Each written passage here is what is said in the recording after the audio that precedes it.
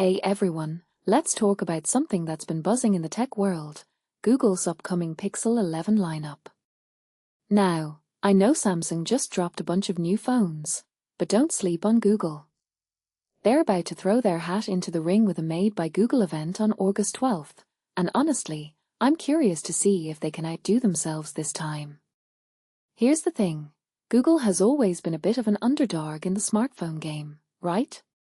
They're not chasing trends as much as they're trying to redefine what a phone can do. But with prices creeping up and competitors like Samsung and Apple dominating, is this the moment they finally break through, or will they fall flat again? Let's dive in. First off, the pricing.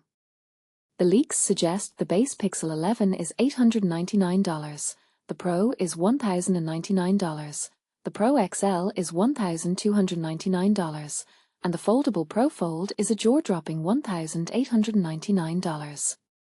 That's a $100 jump across the board compared to last year. Now, I get it. Components are expensive, inflation is a thing, and Google probably had to pay Trevor Noah to host the event. But here's what bugs me. When you're competing with Samsung's Galaxy S26 Ultra at $1,500 or Apple's iPhone 15 Pro Max at $1,100, how does Google justify charging more for a device that's not obviously better?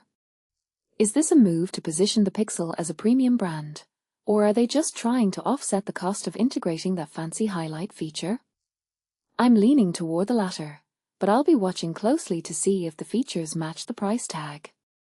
Speaking of highlight, this is the one thing that's got me genuinely intrigued. Google's new multicolored LED strip on the camera bar isn't just a design choice. It's a statement. Imagine your phone lighting up in different colors to notify you of messages, calendar alerts, or even AI-generated reminders. It's like having a tiny mood ring for your phone. But here's the catch. I wonder how useful this is in real life. If I'm in a meeting and my phone vibrates but the light is too subtle to notice, does it even matter? And what about privacy?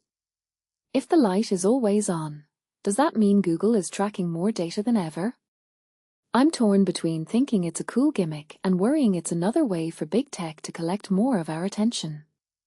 Now, let's talk specs.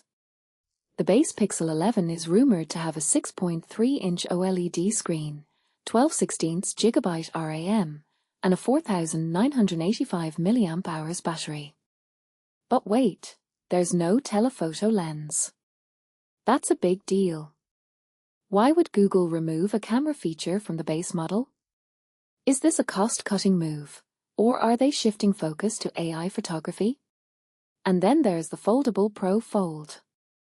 6.5-inch outer display, 8-inch inner display, 1 TB storage options. Folding phones are still a niche, but Google's approach here is interesting. They're not going for the ultra-thin, ultra-expensive route like Samsung. Instead, they're focusing on practicality, maybe a device that's sturdy enough for daily use without breaking the bank. But here's the thing, foldables are still a gamble.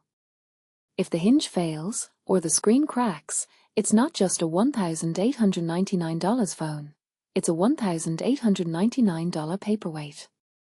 Google's reputation for build quality is solid, but can they pull this off?